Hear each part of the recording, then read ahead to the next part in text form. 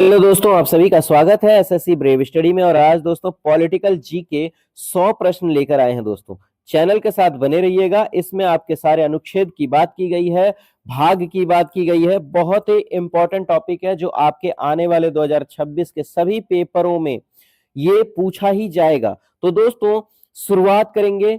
उससे पहले वीडियो को लाइक, सब्सक्राइब, शेयर कर दीजिएगा और चैनल को सब्सक्राइब कर दीजिएगा जरूर अगर आप नए हैं तो, क्योंकि दोस्तों आपका एक सब्सक्राइब हमारे मोटिवेशन को बढ़ाता है और मैं आपके लिए अच्छे से अच्छा कंटेंट लेकर आता हूं, छांट के एकदम प्यारा सा, ताकि आपका सिलेक्शन बिल्कुल भी सही तरीके से हो सके। तो चलिए टाइम खराब ना करते हुए चलते हैं हम सवालों की ओर। पहला प्रश्न दोस्तों हमारे बीच भाग एक से। भाग एक में दोस्तों फंडामेंटल राइट्स हैं, यानी मूल अधिकार हैं, जो अनुच्छेद दोस्तों 12 से 35 तक है। देखिए 12 से लेके 35 तक में क्या है, मूल अधिकारों की चर्चा की गई है संविधान में।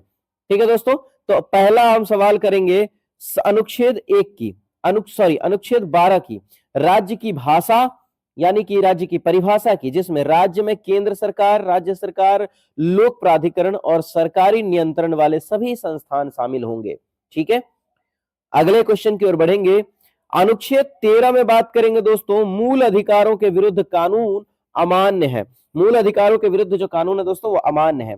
कोई भी कानून अगर मूल अधिकार का उल्लंघन करता है तो वह शून्य माना जाएगा, यानी कि जीरो माना जाएगा दोस्तों। ठीक है, अगला अनुच्छेद देखते हैं। अगला आपके बीच 14 अनुच्छेद दोस्तों, समानता का अधिकार। याद रखिएगा अनुच्छेद 14 में समानता का अधिकार दिया जाता है। इसमें कहता है कि सभी नागरिक कानून के समक्ष समान और समान संरक्षण के हकदार हैं, यानी समक्ष समान, एक जैसे हैं और एक जैसी सुरक्षा के हकदार भी हैं। ये कहता है अनुच्छेद 14। ठीक है, जिसमें कहा गया है समानता का अधिकार। चलिए अगले प्रश्न की ओर बढ़ेंगे। अगला प्रश्न आता है दोस्तों अनुच्छेद 15 से, भेदभाव का निषेध, यानी कि धर्म, जाति, लिंग, जन्म स्थान, नस्ल के आधार पर भेदभाव नहीं होगा। ये अनुच्छेद 15 में कहा गया है दोस्तों। सारे अनुच्छेद याद कर लेंगे, भेदभाव का निषेध कहा गया है इसे। ठीक है, अगले प्रश्न की ओर बढ़ेंगे। अगला प्रश्न देखते हैं दोस्तों, अनुच्छेद 16, रोजगार में समान अवसर मिलने चाहिए। रोजगार में जो है दोस्तों समानता का, क्योंकि हम जो है फंडामेंटल राइट्स की बात कर रहे हैं, तो यहां पर जो आपके अधिकार हैं वो हैं रोजगार में समान अवसर की बात, सरकारी नौकरी में समान अवसर और एससी, एसटी, ओबीसी को आरक्षण की अनुमति दी गई है। ठीक है, यह अनुच्छेद 16 में इसकी चर्चा की गई है, जिसका नाम है रोजगार में समान अवसर। अगला देखिएगा, अनुच्छेद 17 की बात करेंगे, अस्पृश्यता का अंत, यानी अस्पृश्यता प्रथा अपराध घोषित किया जाएगा। बहुत ही इंपॉर्टेंट अनुच्छेद 17। अगला प्रश्न देखेंगे, अनुच्छेद 18 की अगर हम बात करें तो उपाधियों का उन्मूलन कहा गया है। सरकार कोई उपाधि नहीं देती, डॉक्टर, प्रोफेसर अलाउड है, क्योंकि यह एक पदनाम है। ये कोई उपाधि नहीं है दोस्तों, ये पदनाम है। तो ये पदनाम को सरकार जो है कोई उपाधि नहीं देती है, बल्कि ये पदनाम है और ये अलाव है, इसीलिए उपाधियों का उन्मूलन है। ठीक है, अगले अनुच्छेद 19 में चलेंगे। 6 स्वतंत्रताएं, देखिए आपके 6 स्वतंत्रताएं किसमें कही गई है, तो अनुच्छेद 19 में। याद रखिएगा, काफी इंपॉर्टेंट है। सारे अनुच्छेद ऐसे करवाऊंगा कि आपको आसान तरीके से सारा क्लियर हो जाएगा। देखिए इसमें आता है वाक स्वतंत्रता, अभिव्यक्ति, संघ बनाने, घूमने, बसने, व्यवसाय करने की स्वतंत्रता है। 6 स्वतंत्रता। वाक स्वतंत्रता मतलब होता है दोस्तों बोलने की आजादी, अभिव्यक्ति मतलब उसके अपने छवि के, संघ बनाने की, ग्रुप बनाने, घूमने की, बसने की, कहीं जाकर आप जैसे मान लो दिल्ली में हो, दिल्ली से आप महाराष्ट्र में बस सकते हो, महाराष्ट्र से गुजरात में बस सकते हो, गुजरात से राजस्थान में बस सकते हो, तो कहीं भी आप जाके बस सकते हो। व्यवसाय करना मतलब हो गया दोस्तों आप बिजनेस कर सकते हो किसी भी राज्य में जाकर के। ठीक है, अगले सवालों की ओर बढ़ेंगे दोस्तों। अनुच्छेद 20 की बात करेंगे। देखिए अभी भाग एक ही कर रहे हैं, जिसमें 12 से लेके 35 तक है दोस्तों अनुच्छेद। 20 में अपराध मामलों में सुरक्षा। अब देखिए अपराध मामलों में सुरक्षा की चर्चा अनुच्छेद 20 में की गई है। और क्या किया गया है, एक अपराध पर 2 बार दंड नहीं, स्वयं के खिलाफ गवाही नहीं। ठीक है, ये माना जाएगा अगर एक ही अपराध के लिए 2 बार दंड नहीं मिल सकता और स्वयं के खिलाफ गवाही नहीं दी जा सकती। ठीक है, अगले प्रश्न की ओर बढ़ेंगे। देखिए एकदम समझते चलेंगे, अच्छे से समझ में आ रहा होगा मुझे उम्मीद है। जिस तरीके से मैंने कंटेंट बनाया है आपको बिल्कुल अच्छे से समझ आ रहा होगा। अनुच्छेद 21 कहता है जीवन और व्यक्तिगत स्वतंत्रता। देखिए, सम्मान पूर्वक जीवन जीने का अधिकार सबसे महत्वपूर्ण फंडामेंटल राइट्स में है। नोट कर लीजिएगा कि सम्मान पूर्वक जीवन जीने का अधिकार किस अनुच्छेद के तहत कहा गया है, तो अनुच्छेद 21 को मत भूलिएगा, ठीक है, जिसमें कहा गया जीवन और व्यक्तिगत स्वतंत्रता की बात की गई है। अगले सवाल की ओर शुरू करते हैं। 11वां सवाल आपके बीच, अनुच्छेद 21 ए, ये है दोस्तों शिक्षा का अधिकार। आपको ये याद होना चाहिए कि शिक्षा का अधिकार जो आप बच्चे पढ़ते हो, कम से कम इतना याद रखिएगा कि शिक्षा का अधिकार किस अनुच्छेद में है, तो 21 ए, 21 नहीं 21 ए याद रखेंगे, जिसके तहत कहा गया है 6 से 14 वर्ष तक मुफ्त एवं अनिवार्य शिक्षा मिलेगा, और ये आरटीई एक्ट 2009 के तहत आया है। आरटीई क्या होता है दोस्तों, तो इसका फुल फॉर्म याद रख लीजिएगा, राइट टू एडुकेशन, ठीक है। चलिए अगले हम सवालों की शुरुआत करते हैं। अनुच्छेद 22, देखिए गिरफ्तारी से सुरक्षा। अनुच्छेद 22 कहता है कि गिरफ्तारी से सुरक्षा क्या है, वकील का अधिकार क्या है, और 24 घंटे में कोर्ट में पेशी होनी चाहिए, ठीक है। ये आपका अनुच्छेद 22 में कहता है। सारे अनुच्छेद नोट कर लीजिएगा, बहुत इंपॉर्टेंट करा रहा हूं मैं आपको आज। अगले सवाल की ओर बढ़ेंगे दोस्तों। अगला प्रश्न हमारे बीच आता है, अनुच्छेद 23, मानव तस्करी व बंधुआ मजदूरी पर रोक लगाना। देखिए, मानव तस्करी क्या होता है दोस्तों, आपको पता होगा कि छोटे छोटे बच्चों को किडनैप कर लिया जाता है और किसी और जगह ले जाकर फैक्ट्रियों में डाल दिया जाता है, और वहां वो बंधुआ की तरह या गुलाम की तरह काम करते हैं। तो यहां पर कहा है कि किसी को भी बलपूर्वक श्रम नहीं कराया जा सकता है, यानी किसी को भी बंदूक की नोक पर या डरा धमकाकर काम नहीं कराया जा सकता है, ठीक है। ये नोट कर लेंगे, इंपॉर्टेंट 23वां अनुच्छेद है। अगले क्वेश्चन की ओर बढ़ते हैं। अगला क्वेश्चन देखिए, अनुच्छेद 24, बाल श्रम का निषेध, यानी कि 14 वर्ष से कम आयु के बच्चों को फैक्ट्री खादान में काम कराना मना है दोस्तों। नोट करेंगे 24 में है, अनुच्छेद 24 में ये बातें कही गई है कि 14 साल से अगर आप नीचे हैं तो आपको फैक्ट्री या फिर कारखाना में काम नहीं करा सकते हैं।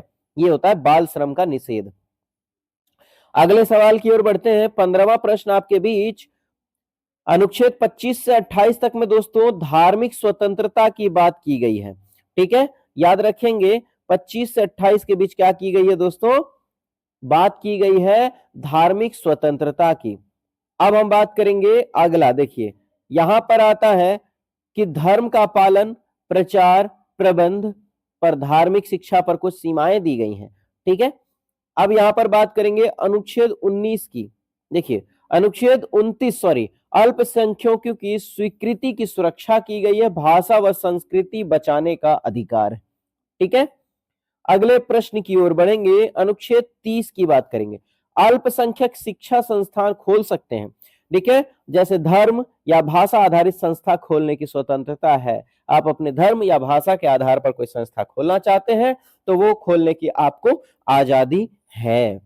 अगले प्रश्न की ओर बढ़ते हैं। नेक्स्ट क्वेश्चन कहता है, वो प्रश्न खत्म, अब भाग आ गए हमारे 2, जिसमें नीति निदेशक तत्व है। अनुच्छेद 36 से लेके 51 तक की आज हम बात करेंगे, ठीक है दोस्तों। वेरी वेरी इंपॉर्टेंट प्रश्न होने वाला है, बने रहेंगे चैनल के साथ।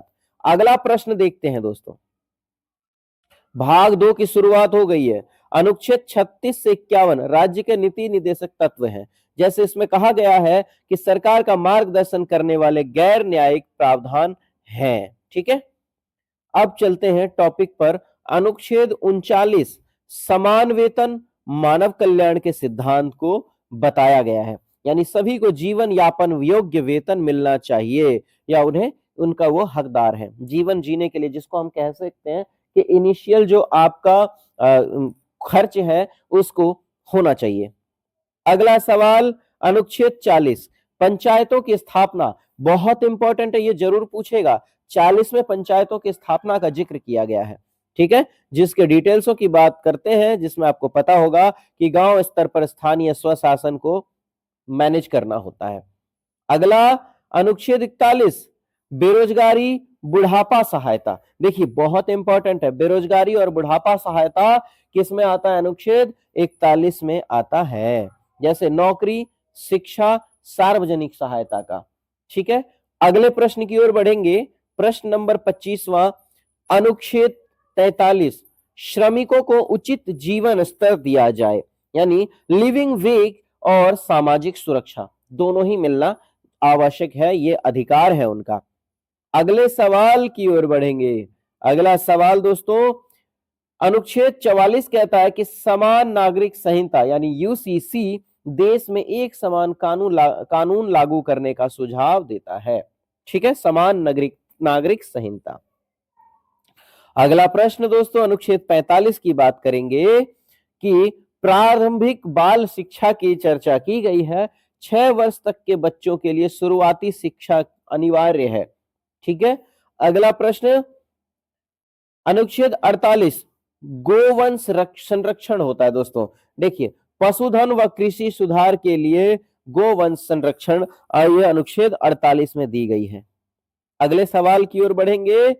29वां प्रश्न हमारे बीच, अनुच्छेद 49 में राष्ट्रीय स्मारकों की सुरक्षा कही गई, यानी सांस्कृतिक धरोहर की सुरक्षा की जिम्मेदारी या बातें कही गई है अनुच्छेद 49 में संविधान के।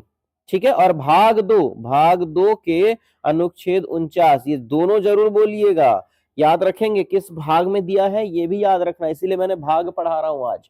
ठीक है, अगली बात करेंगे। 30वां प्रश्न, अनुच्छेद 50 कहता है न्यायपालिका व कार्यपालिका का पृथक्करण, यानी कि न्यायपालिका और कार्यपालिका को पृथक्करण कर दिया गया, अलग अलग करने की बात अनुच्छेद 50 में लिखी गई है, जिसमें न्यायपालिका को स्वतंत्र बनाना है, कार्यपालिका के अंडर या दोनों साथ में रहेंगे, तो न्यायपालिका कभी भी स्वतंत्र नहीं हो सकती, और न्यायपालिका जब स्वतंत्र होगी तो सही तरीके से न्याय करेगी। ठीक है, क्योंकि अब होता क्या था पहले कि जैसे मान लो कार्यपालिका, एक एग्जांपल ले लेते हैं, ट्रैफिक पुलिस ने आपका चालान काटने की बात की, आपको पनिश करने की बात की, तो अगर आप मान लो उन्होंने गलत तरीके से किया और अगर ये एक साथ होते तो क्या होता आपका कि आप जब न्यायपालिका के पास जाओगे तो है तो उनकी टीम, तो वो उन्हीं के पक्ष में उनकी फैसला सुना सकती थी। लेकिन अब न्यायपालिका को पृथक्करण कर दिया गया तो वो क्या होगा, स्वतंत्र रूप से, जो अगर ट्रैफिक पुलिस गलत है तो उसे गलत ठहराएगी, उसके विपक्ष में यानी उसके अगेंस्ट में एक्शन लिया जाएगा। ठीक है, तो ये याद रखेंगे। चलिए 31वें प्रश्न की ओर बढ़ेंगे। 31वां प्रश्न तो है दोस्तों आपका भाग 3 की बात की गई, जिसमें दोस्तों मूल कर्तव्य की बात की गई है। अब आपने देखा होगा कि फंडामेंटल राइट्स भाग किसमें है और फंडामेंटल ड्यूटीज भाग किसमें है, ये आपको सब याद रखना है। तो मूल कर्तव्य की यानी फंडामेंटल ड्यूटीज की बात भाग 3 में की गई है, याद रखने योग्य बात है, अनुच्छेद 51A में। अब देखिएगा 51A, 31वां प्रश्न, अनुच्छेद 51A में 11 मूल कर्तव्य की बात की जाएगी। ठीक है, अब यहां पर मूल कर्तव्य का देखो क्या क्या है, देशभक्ति, संविधान का सम्मान, पर्यावरण संरक्षण, वैज्ञानिक सोच आदि, ये सब इसी में आते हैं। ठीक है, अब हम टॉपिक की शुरुआत करते हैं। भाग 4 की बात करेंगे। देखो, राष्ट्रपति और उपराष्ट्रपति की चर्चा की गई है भाग 4 में। ये तो आपका वी आई है, very very very very important question है, क्योंकि राष्ट्रपति और उपराष्ट्रपति से रिलेटेड आपके क्वेश्चन हमेशा आते हैं। अब ये कौन से शिफ्ट में आएंगी इस बात की गारंटी नहीं है, लेकिन अगर आप पढ़ के जाएंगे तो जरूर आपका 1 नंबर या 2 नंबर फिक्स हो जाएगा। तो अब शुरू करेंगे भाग 4 में, राष्ट्रपति और उपराष्ट्रपति की चर्चा की गई है किसमें, तो संविधान के भाग 4 में। ये तो आपको पता होगा ना कि संविधान के कितने भाग हैं, कितने अनुसूचियां हैं, कितने अनुच्छेद हैं, तो ये आप याद रखिएगा। ठीक है, चलिए अब बात करेंगे, अनुच्छेद 52 की चर्चा की गई है, जिसमें राष्ट्रपति का पद की बात की गई है। देखिए, राष्ट्रपति के पद, मैंने एक चीज बताया था आपको, ट्रिक बताई थी, पकानी कोका दुयोदशम, अगर आपको ये पता होगा तो आप राष्ट्रपति के सारे अनुच्छेद याद रख पाएंगे, ट्रिक है, वरना आप मेरे शॉर्ट्स में वीडियो में जाके देख सकते हैं, पकानी कोका दुयोदशम, राष्ट्रपति से रिलेटेड सारे अनुच्छेद की ट्रिक बता दी है मैंने। तो राष्ट्रपति का पद क्या है दोस्तों, किसमें कहता है, अनुच्छेद 52 में, जिसमें भारत में एक राष्ट्रपति अनिवार्य पद है। ठीक है, नेक्स्ट क्वेश्चन आता है अनुच्छेद 53, यानी इसमें कार्यपालिका शक्ति राष्ट्रपति में निहित होती है और संपूर्ण कार्यपालिका शक्ति राष्ट्रपति की है। ये इंपॉर्टेंट क्या याद रखेंगे, संपूर्ण जितनी भी कार्यपालिका की शक्ति है वो सारी किसकी है, राष्ट्रपति की है, और ये किस अनुच्छेद में, 53 में। अगले सवाल की ओर बढ़ेंगे।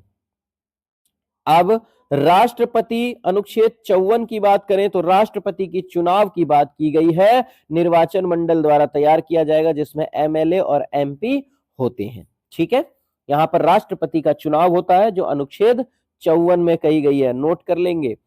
अगला अनुच्छेद 56, राष्ट्रपति का कार्यकाल बताया गया है दोस्तों। अनुच्छेद में बताया गया है कि राष्ट्रपति का कार्यकाल होगा जो आपके 5 वर्ष का होता है। याद रखेंगे कितने वर्ष का होता है दोस्तों, 5 वर्ष का राष्ट्रपति का कार्यकाल। अगले अनुच्छेद में बढ़ते हैं। अनुच्छेद 58 में राष्ट्रपति पात्रता, योग्यता, ठीक है, याद रखेंगे। अगला टॉपिक आता है दोस्तों जिसमें आपको ये याद रखना चाहिए, राष्ट्रपति होने के लिए क्या होगा, 35 वर्ष की आयु, योग्य मतदाता और लोकसभा सदस्य होने की योग्यता होनी चाहिए, तभी वो राष्ट्रपति हो सकते हैं, जिसकी मिनिमम आयु कितनी है, 35 साल। तो ये नहीं कि 25 साल का कोई जाकर राष्ट्रपति बन जाएगा, मिनिमम उम्र ही 35 साल है। अब चलेंगे अगली 61, अनुच्छेद 61 महाभियोग प्रक्रिया बताता है दोस्तों। महाभियोग क्या होता है, तो राष्ट्रपति को हटाने का एक तरीका होता है, एक प्रोसेस होता है जिसके तहत राष्ट्रपति को हटाया जा सकता है उसके पद से। तो महाभियोग याद रखिएगा 61वें अनुच्छेद में है। अगले सवालों की ओर बढ़ेंगे। अनुच्छेद 63 की बात करेंगे। देखिए उपराष्ट्रपति का पद, अब राष्ट्रपति खत्म, उपराष्ट्रपति की बात कर रहे हैं। 63 में कहा गया है कि भारत में एक उपराष्ट्रपति होना चाहिए, यह अनुच्छेद 63 में कही गई है। अब उपराष्ट्रपति की बात करेंगे, उपराष्ट्रपति होना चाहिए तो कैसे होगा, तो उपराष्ट्रपति का चुनाव होगा, और यह चुनाव किस अनुच्छेद में कहा गया है, तो 66वें अनुच्छेद में कहा गया है, जिसमें कहा गया है दोनों सदनों के सदस्य मिलकर चुनाव करते हैं। ठीक है, अब अगला हम सवाल जानेंगे उपराष्ट्रपति से रिलेटेड। उपराष्ट्रपति का कार्यकाल, देखिए उपराष्ट्रपति कार्यकाल कितना होता है, ये भी 5 वर्ष का होगा, नोट करेंगे। ठीक है, ये किसमें कहा गया है, 67वें अनुच्छेद में। अगले सवाल की ओर बढ़ेंगे। अब आते हैं भाग 5 में। प्रधानमंत्री और मंत्रिपरिषद या संसद, इन तीनों की चर्चा भाग 5 में की गई है। देखिए इंपॉर्टेंट एकदम बेसिक से बता रहा हूं, अगर पूरी वीडियो आप देख रहे हैं और मन लगाकर समझ रहे हैं तो बिल्कुल आपको अब कोई डाउट नहीं रहेगा। तो अब देखिए प्रधानमंत्री, मंत्रिपरिषद और संसद की चर्चा भाग 5 में करेंगे। अनुच्छेद 74 कहता है कि मंत्रिपरिषद राष्ट्रपति को सलाह देगी और इसका प्रमुख यानी मंत्रिपरिषद का प्रमुख कौन होगा, तो प्रधानमंत्री इसका प्रमुख होगा। अब यहां से आपका प्रश्न आ सकता है कि प्रधानमंत्री किसका प्रमुख होता है, तो आपको यह बताना होगा कि मंत्रिपरिषद का प्रमुख होता है या मंत्रिपरिषद का प्रमुख कौन होता है, तो आप बोलेंगे प्रधानमंत्री होता है। ठीक है, और ये किसको सलाह देता है, राष्ट्रपति को। अगले सवाल की ओर बढ़ते हैं दोस्तों। नेक्स्ट क्वेश्चन आपका अनुच्छेद 75।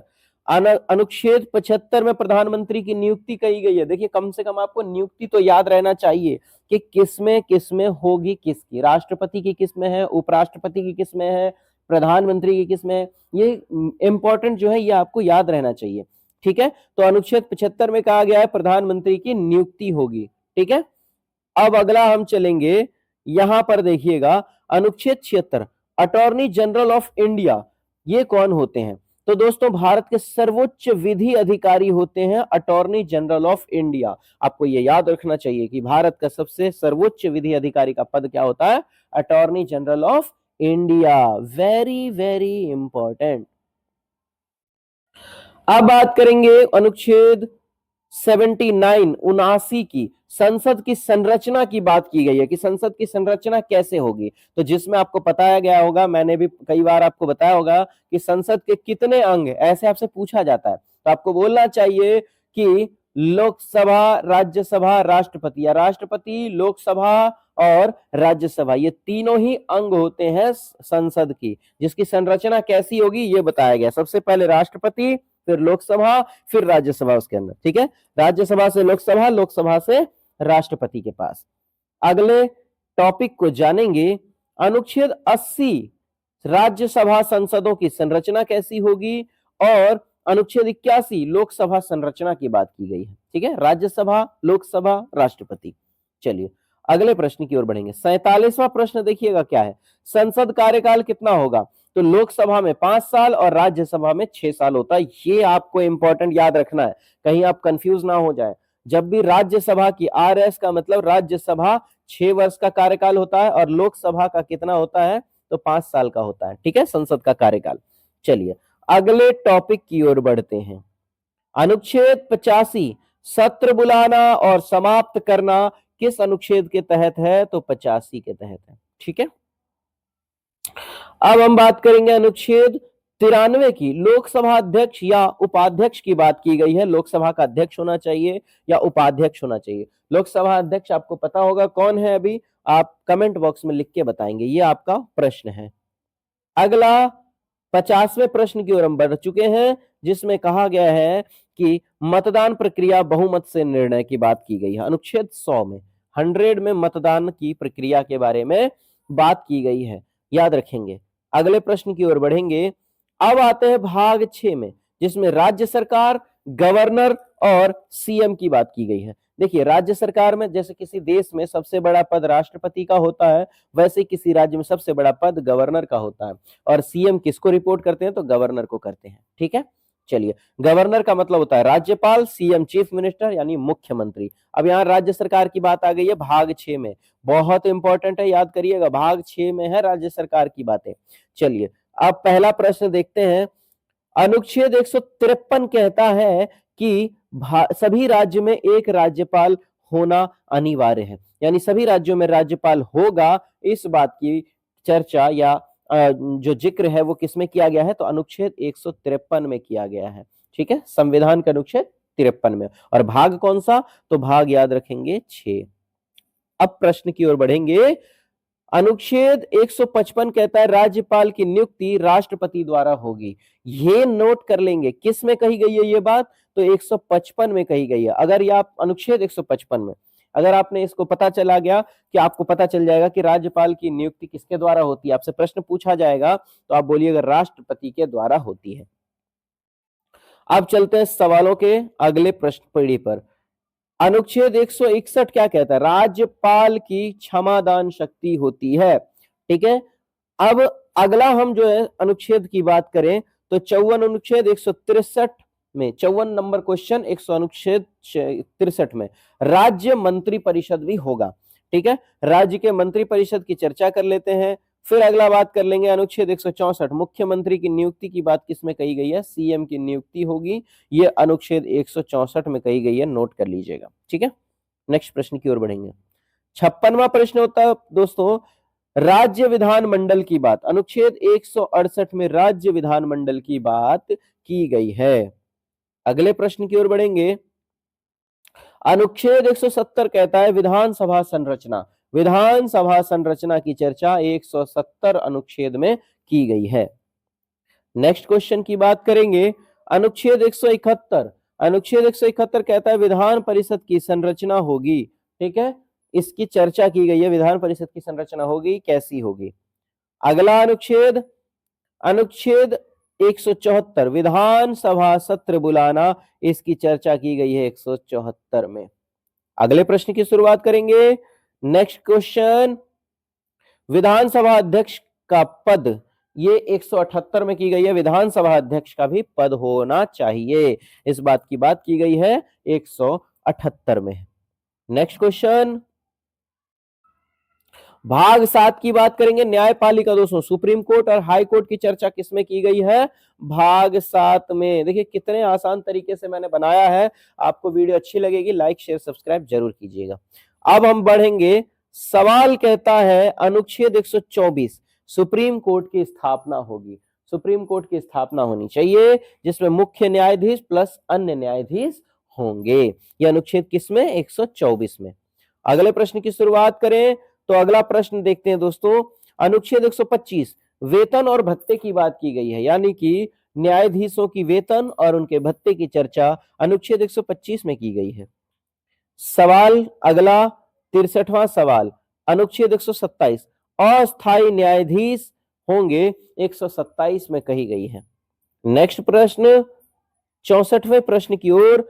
अनुच्छेद 129 सुप्रीम कोर्ट अवमानना का अधिकार होगा। ठीक है, नेक्स्ट इज 65वां अनुच्छेद 130 सुप्रीम कोर्ट का मुख्यालय दिल्ली है। ठीक है, ये नोट किया गया, किसमें कही गई है, 130 में।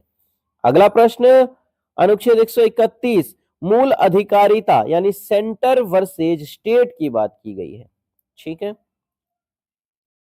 नेक्स्ट इज विशेष अनुमति याचिका SLP की चर्चा 136 अनुच्छेद में की गई है। नेक्स्ट क्वेश्चन, अनुच्छेद 137 की बात करें, पुनर्विचार का अधिकार 137 अनुच्छेद के तहत हो सकता है। ठीक है। अगला प्रश्न, 141 अनुच्छेद पूरे भारत में SC के निर्माण लागू होंगे, यानी कि पूरे भारत में सुप्रीम कोर्ट के निर्णय लागू होंगे। जो सुप्रीम कोर्ट देगा वो पूरे भारत में लागू होगा, मान्य होगा। ये अनुच्छेद 141 में कही गई है। अगले क्वेश्चन की ओर शुरू करेंगे। नेक्स्ट क्वेश्चन, अनुच्छेद 148 कैग का पद कहता है, CAG का पद। ठीक है दोस्तों। अगले प्रश्न की ओर बढ़ेंगे। अनुच्छेद 214 कहता है हाई कोर्ट की स्थापना। हाई कोर्ट की स्थापना का जिक्र किसमें है? तो 214 में है। अगला सवाल, अनुच्छेद 226 हाई कोर्ट की रीट शक्ति क्या होगी, उसकी बात की गई है 226 में। अगले प्रश्न की ओर, अनुच्छेद 227 हाई कोर्ट का पर्यवेक्षण अधिकार है। ठीक है, इस बात की चर्चा 127 में की गई है। नेक्स्ट क्वेश्चन, अब आते हैं भाग 8 की तरफ। केंद्र राज्य संबंध कैसे रहेंगे? केंद्र के और राज्य के संबंधों की चर्चा की गई है भाग 8 में। ठीक है, अब चलते हैं भाग 8 की तरफ। अनुच्छेद 245 संसद विधायक की शक्ति की बात की गई है। अगला प्रश्न देखेंगे कि अनुच्छेद 246 कहता है 3 सूचियां, यूनियन, स्टेट एंड कॉन्करेंट, तीनों की बात की गई है। नेक्स्ट क्वेश्चन, अनुच्छेद 249 राष्ट्र हित में संसद राज्य सूची पर कानून बना सकती है, यानी कि राष्ट्र हित में जो संसद है राज्य सूची पर भी कानून बना सकती है। इस बात की चर्चा की गई है 249 में। नेक्स्ट क्वेश्चन, अनुच्छेद 252 कहता है कि राज्यों के अनुरोध पर संसद कानून बना सकता है। अगर राज्य अनुरोध करे तो उस पर संसद कानून बना सकता है। अगले टॉपिक की शुरुआत करते हैं अनुच्छेद 253 की। अंतरराष्ट्रीय संधियों पर कानून बन सकता है। ठीक है, अंतरराष्ट्रीय संधियों पर कानून होगा 253 अनुच्छेद में। अगला सवाल, अनुच्छेद 256 केंद्र के निर्देश राज्य पर बाध्यकारी रहेंगे। ठीक है। नेक्स्ट क्वेश्चन, अनुच्छेद 262 में जल विवाद निपटान की बात की गई है। 262 में जल विवाद निपटान। नेक्स्ट, भाग 9 की बात करेंगे। भाग 9 महत्वपूर्ण अनुच्छेद होंगे। अब भाग 9 में महत्वपूर्ण अनुच्छेद देखते हैं क्या क्या है। 275 कहता है राज्यों को केंद्र से अनुदान मिलेगा, पहला। दूसरा कहता है दोस्तों, अनुच्छेद 280 वित्त आयोग की बात की गई है। अगले प्रश्न की ओर बढ़ते हैं। अगला प्रश्न कहता है 300 अनुच्छेद ए संपत्ति का अधिकार देता है, जो कानूनी अधिकार है। ये इंपॉर्टेंट याद रखिएगा, 300 ए में संपत्ति का अधिकार दिया गया है। नेक्स्ट क्वेश्चन, 312 अनुच्छेद में IAS और IPS जैसी अखिल भारतीय सेवाओं की जिक्र की गई है 312 अनुच्छेद में। नेक्स्ट क्वेश्चन, अनुच्छेद 315 में UPSC व राज्य लोक सेवा आयोग की चर्चा की गई है 315 अनुच्छेद में। नेक्स्ट क्वेश्चन, अनुच्छेद 320 में UPSC के कार्य, यानी UPSC के द्वारा जो कार्य किया जाएगा या किया जाता है वो अनुच्छेद 320 में इसकी जिक्र है, क्या क्या कार्य होंगे उनके। नेक्स्ट, 323 ए प्रशासनिक अधिकरण की बात की गई है। नेक्स्ट प्रश्न, 324 भारत निर्वाचन आयोग ECI की बात की गई है 324 अनुच्छेद में। अगला, अनुच्छेद 325 धर्म जाति के आधार पर मतदाता भेदभाव नहीं होगा, यानी धर्म जाति के आधार पर मतदाताओं के साथ भेदभाव नहीं होगा। इस बात का जिक्र 325 में किया गया है। ठीक है। नेक्स्ट क्वेश्चन, सार्वभौमिक वयस्क मताधिकार 326 के तहत है, याद रखेंगे। अगला सवाल, अनुच्छेद 330 SC ST को लोकसभा में आरक्षण दी गई है। लोकसभा में जो आरक्षण मिला है SC/ST को वो 330 के तहत मिला हुआ है, ठीक है, अनुच्छेद 333। नेक्स्ट क्वेश्चन 335 अनुच्छेद SC/ST के हितों का ध्यान रखा गया है 335 में। कई चीजें ऐसी टर्म एंड कंडीशन गाइडलाइंस हैं। अब 352 की याद रखिएगा, ये भी बहुत इंपॉर्टेंट है। राष्ट्रीय आपातकाल, अगर देश में कोई इमरजेंसी लागू होगी तो वो किस अनुच्छेद के तहत? 352 अनुच्छेद के तहत लगेगी। अगला सवाल अनुच्छेद 356, राज्य में राष्ट्रपति शासन लगेगा। इस बात की बात 356 में की गई है। नेक्स्ट क्वेश्चन इज 360 वित्तीय आपातकाल, ठीक है, अनुच्छेद 60 में है, यानी कि किसी भी इकोनॉमिकल जो इमरजेंसी आ जाए वो। और अनुच्छेद 368 में संविधान संशोधन प्रक्रिया है, यानी 368 ही वो संविधान संशोधन प्रक्रिया है जिसके द्वारा संविधान में संशोधन किया जाता है। नेक्स्ट क्वेश्चन अनुच्छेद 370 जम्मू कश्मीर विशेष स्थिति में जो अब हटा दी गई है, जम्मू कश्मीर को मिली थी ये विशेष 370, तो आपने सुना होगा धारा 370 के तहत ये विशेष अधिकार हटाए जाते हैं और जम्मू कश्मीर में ये अधिकार लागू हो जाएंगे, जो भी है वो आपके इस अनुच्छेद में आएंगे। अब आता है अनुच्छेद 371 विशेष राज्य प्रावधान की बात है, यानी किसी विशेष राज्य के लिए देखते हैं ना, आप कहते हैं विशेष राज्य का दर्जा चाहिए, विशेष राज्य का दर्जा चाहिए, तो वो आपको 371 के तहत मिलता है। लास्ट 1999 243 में पंचायती राज्य व्यवस्था की बात की गई, पंचायत राज्य व्यवस्था की 243 अनुच्छेद में बात की गई है। अब आते हैं 100वां प्रश्न और अंतिम प्रश्न, यानी संविधान लागू 1950 में किया गया जो 395 अनुच्छेद, ठीक है। चलिए, इसी के साथ वीडियो अच्छी लगी हो लाइक शेयर सब्सक्राइब जरूर कीजिएगा। वीडियो के साथ बने रहने के लिए आप सभी का धन्यवाद। मिलते हैं अगले कंटेंट में, तब तक के लिए जय हिंद, जय भारत।